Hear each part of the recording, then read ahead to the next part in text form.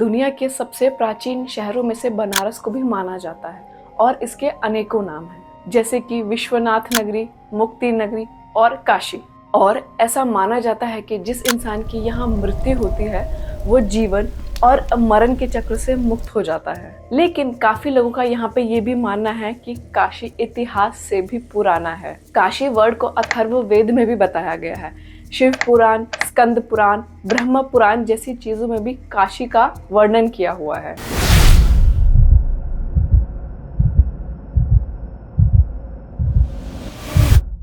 और रामायण में लक्ष्मण जी की माता सुमित्रा इसी देश की राजकुमारी थी। हिंदू धर्म में बनारस को सबसे ज्यादा पुराना और सबसे ज्यादा पवित्र शहर के नाम से भी जाना जाता है। बनारस का दूसरा नाम वाराणसी भी है, जो कि दो नदियों से मिलकर बनता है, वरुण और आशी। मान्यता ऐसी है कि ये कहा जाता है कि काशी नगरी को खुद भगवान भोलेनाथ जी ने बनाया था।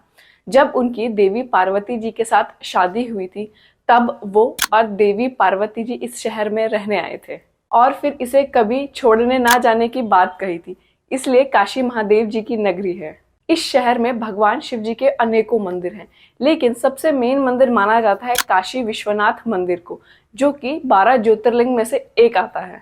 यहाँ मृत्यु को जीवन का ही एक पार्ट माना जाता है और काशी को मोक्ष नगरी भी कहते हैं। और 6th सेंचुरी में भगवान बुद्ध जी ने अपना जो पहला लेक्चर है वो भी काशी के पास सारनाथ में ही दिया था। और बनारस में जैन धर्म के कुछ तीर्थंकर का भी जन्म यहीं पे हुआ था। बनारस वही जगह है जहाँ पे कबीर जी का भी जन्म हुआ था और यहीं पे तुलसीदास जी ने रामचरितमानस भी लिखी थी। और इनके साथ ही आपको बनारस में काफी ज्यादा घोरीज भी देखने को मिलते हैं, जो कि अपनी मेडिटेशन के लिए काफी ज्यादा फेमस हैं। 11th सेंचुरी में राजा हरिश्चंद्र जी ने इस मंदिर को वापस से बनवाया था। इस मंदिर को काफी बार तोड़ा गया है। 1194 में मोहम्मद घोरी के कहने पर कुतुबुद्दीन ऐबक ने इस मंदिर को तोड़वाया था। इस मंदिर को फिर से बनाया गया, लेकिन 13वीं सदी में फिरोज शाह तुगलक ने इस मंदिर को फिर से तोड़वा दिया। फिर 14th सेंचुरी में मोहम्मद शाह ने इसे फिर से तोड़वा दिया। फिर 1585 में पंडित नारायण भट्ट जी ने इस मंदिर को वापस से बनवाया।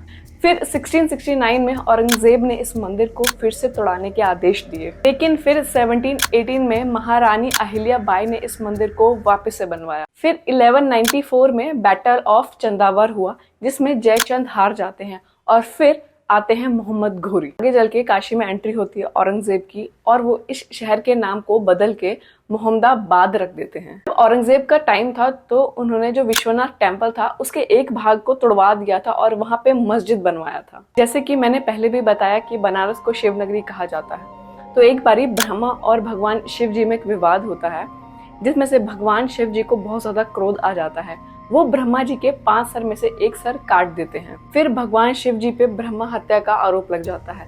वो तीनों लोक में ट्रैवल करते हैं, लेकिन उनका पीछा इस चीज से नहीं छूटता है। फिर आखिर में वो काशी आते हैं और काशी में आके उनका जो पीछा है वो ब्रह्म हत्या से छूटता है। काशी में वैसे तो 100 से ज्यादा घाट हैं, लेकिन यहाँ पे जो दशाश्वमेध घाट है उसको सबसे पुराना माना जाता है, जो कि गंगा के किनारे पे स्थित है।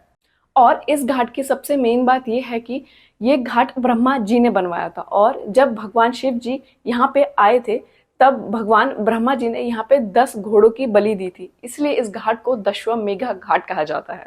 और उसके बाद एक और घाट आता है जिसको हम मणिकर्णिका घाट कहते हैं कि इस घाट पे लोगों को जलाया जाता है और इस घाट पे काफी ज्यादा भीड़ होती है। यहाँ पे एक जैन घाट भी है और ऐसा माना जाता है कि जो सुपर्शवंथा थे, जो कि 7th तीर्थंकर थे, और पर्शवंथा जो कि 23rd तीर्थंकर थे, उनका जन्म भी यहीं पे हुआ था। और यहाँ पे जैन धर्म के 3 और मंदिर भी हैं।